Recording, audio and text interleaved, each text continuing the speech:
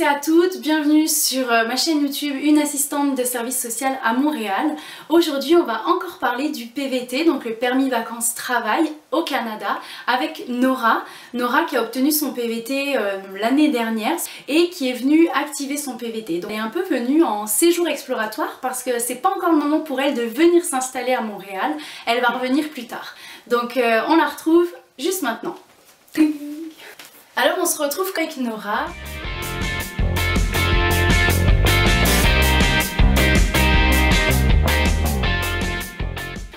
Combien de temps tu as mis pour avoir ton PVT? Alors du coup j'ai fait ma demande en novembre 2017. Ok. J'ai été sélectionnée début décembre 2017, wow. donc 3 semaines après. Et honnêtement j'étais pas prête. Ouais. C'est-à-dire que j'ai ce projet là depuis très longtemps, depuis presque mon enfance. Ok. Voilà. Mais bon, j'ai pas osé passer le pas avant mes 28 ans du coup. Voilà, quand j'ai reçu ce mail de l'immigration canadienne, j'y croyais pas. Et j'avais fait cette demande-là en me disant, bon, allez, tu vas peut-être attendre 1 an, 6 mois, bon, tu verras. Laisse-toi aller, t'as le temps de préparer tout ça. Mais en fait, j'avais pas forcément tout préparé. Et donc, heureusement qu'on a 1 an pour arriver sur le territoire canadien. Une fois qu'on a l'accord. Alors en plus, une fois qu'on est tiré au sort, il faut aller faire une visite médicale si on a envie de travailler avec des publics particuliers, enfants, personnes âgées. Et des domaines particuliers ouais, comme le réseau de la santé, les services sociaux, commission scolaire, etc. Ouais. Et tout ça en peu de temps. Et je m'étais pas forcément renseignée en amont où c'est que je devais aller. Et en fait, moi, donc c'était Bordeaux. Donc très vite il a fallu organiser un départ à Bordeaux. Heureusement que j'ai des amis à Bordeaux, je vous remercie d'ailleurs. Et voilà, après c'est un peu la course parce qu'il y a quand même pas mal de documents à présenter. Et puis il y a le stress, ouais. Voilà, puis on est l'excitation, enfin ouais. Voilà, c'est le projet commence en fait. Et voilà, une fois que c'est fait, donc on reçoit la lettre de présentation. À partir de ce moment-là, on a 1 an. J'ai vraiment pris les 1 an, ouais. Voire plus, puisque du coup là, comme je vous disais tout à l'heure, je devais activer mon PVT avant le mois de janvier et je viendrai plus mars, début avril. Je sais pas encore la date exacte, ça dépendra des compagnies aériennes. Après moi j'ai fait la demande d'un congé sans solde, donc okay. J'attends aussi de finaliser officiellement les rédactions écrites à faire et à valider par la direction et on verra. Est-ce que tu aurais des conseils par rapport à la démarche du PVT? Déjà, le premier conseil, c'est d'aller jeter un petit coup d'œil sur pvtiste.com. Franchement, c'est une bible. Il y a plein de questions qui ont été posées, reposées. Et donc, du coup, il y a toutes les réponses dans ce site. Donc, vraiment, allez-y, c'est très simple. Et en plus, il y a un tutoriel qui te permet de savoir exactement quelle démarche faire par étape pour tel ou tel type de permis, enfin, c'est hyper clair. Et ensuite, ben, si c'était à refaire, en tout cas pour ma part, j'aurais peut-être attendu un petit peu plus parce qu'il faut être prête quand on est tiré au sort à se dire, eh bien voilà, dans moins d'1 an, on part. Ouais. Et au niveau financier, au niveau moral même, psychologique, ouais. Il faut quand même être prête. Donc questionner un petit peu le projet, aller en profondeur, parce que c'est quelque chose qui remue, ouais. C'est quand même pas simple. On passe par plein d'étapes, par plein de peurs. Et bon, quand on a le soutien de sa famille, de ses amis, c'est cool. Mais voilà, des personnes seules, ça peut être un petit peu compliqué aussi. Voire même plus simple, parce que du coup, il y a peut-être moins d'attaches. Bon, ça dépend des personnes. Mais voilà, faites la demande quand vous êtes vraiment prêt, quand vous avez un petit peu d'économie de côté. Pas des milliers des cents, mais voilà, assez pour assurer un bon départ. Oui, parce que je pense qu'il faut prouver qu'on a une certaine somme sur son compte bancaire pour pouvoir obtenir son PVT. Tout à fait. Parce qu'on reçoit la lettre d'invitation de présentation, mais une fois que tu arrives à la douane, on peut quand même te dire non si tu fournis pas les preuves qu'on te demande. Complètement. Et les preuves, c'est simple, c'est avoir une assurance privée qui est quand même payante. et à disposer d'un fonds minimum, donc c'est 2500 $ canadiens à l'heure actuelle. Ça fait à peu près 1650 €. Donc ça c'est l'info qu'on donne en date de décembre 2018. Voilà, tout à fait. C'est ton expérience personnelle, on invite vraiment chaque personne à regarder sur les sites des Services Canada et de l'immigration pour avoir les détails exacts de ce qu'il faut fournir comme document quand on traverse et quand on passe les services douaniers en fait, les agents frontaliers. Est-ce que tu as essayé d'avoir un autre type de permis de travail ou de demander la résidence permanente par exemple? Honnêtement non, parce que je considère que le PVT est assez complet. C'est plus simple, tu n'as pas besoin de commencer à mener des recherches d'emploi à distance. À distance, en plus, faire un CV canadien, enfin tout ça, j'avais pas envie de le faire de suite, donc voilà, je me suis dit, allez, on va s'inscrire dans le bassin, on appelle ça comme ça, du PVT, et puis ce que je me disais, c'est que si ça prend trop de temps, je re-questionnerai un petit peu mon projet, et je sais qu'il y a tellement d'autres possibilités. L'ARP, ça a quand même un coût, la résidence permanente, que voilà, au niveau du PVT, c'est quand même un petit peu moins cher, donc il y a cette réalité financière aussi.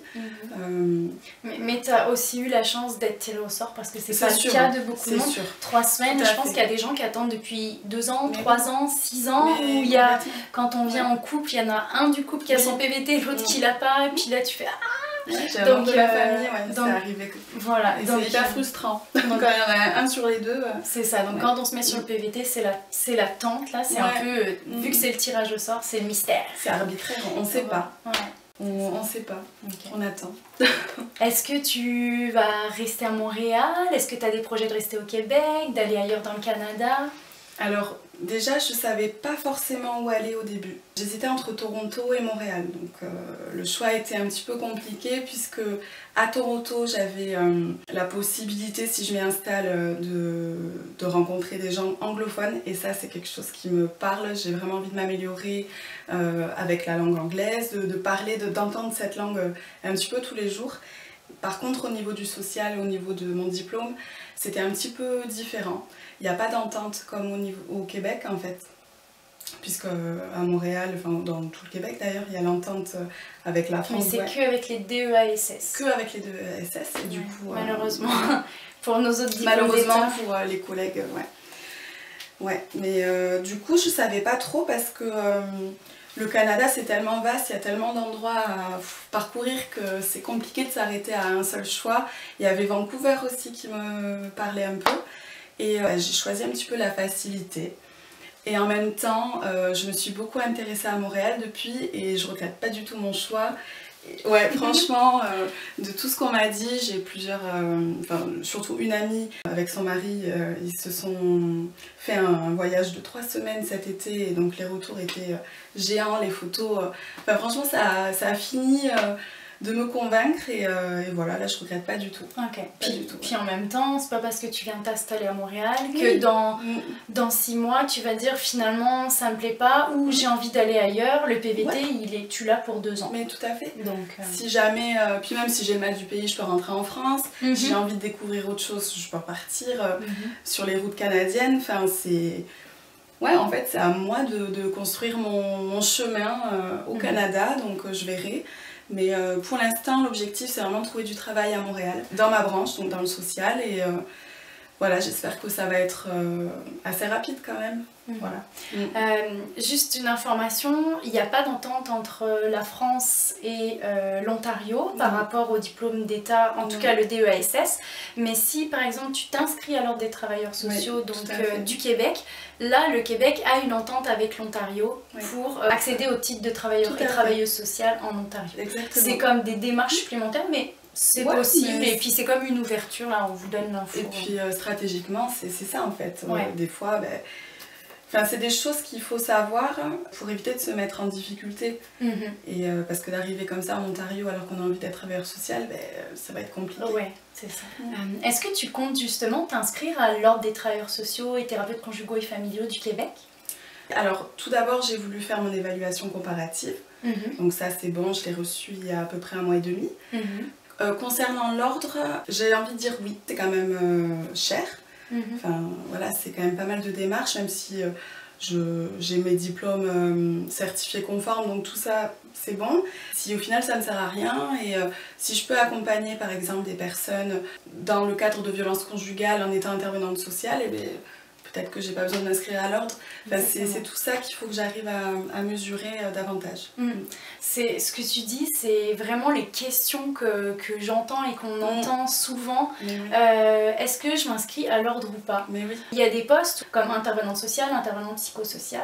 C'est pas des titres professionnels qui sont protégés, mais tu peux quand même accompagner un public. Tu pourras pas faire d'évaluation du fonctionnement social, c'est certain, mais tu pourras faire un suivi, accompagner ces personnes et puis les aider dans leur quotidien, on va dire ça comme ça. Bah écoute, merci beaucoup Nora de nous avoir partagé ton expérience. Je pense que comme d'habitude ça va aider beaucoup de personnes qui se projettent sur le PVT ou qui viennent d'avoir leur PVT mais qui sont pas encore prêts à partir ou qui hésitent à faire un séjour exploratoire. Est-ce que tu aurais un dernier mot? Mais oui, puisque tu me laisses la parole, je la prends. Non, je voulais te remercier déjà à toi puisque c'est une expérience que j'avais jamais faite et franchement je trouve ça hyper prenant et hyper émouvant même, donc c'est cool. Et puis je voulais vous souhaiter bon courage à tous dans votre projet d'expatriation ou même de voyage au Canada du coup. Et voilà, tout simplement. Merci.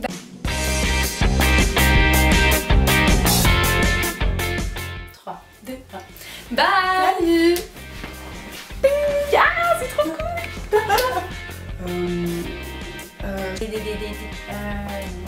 Je te remercie. Un dernier mot? Ouais. Que l'ordre... Ah mais j'arrive pas. C'est pas possible. Mais dis donc.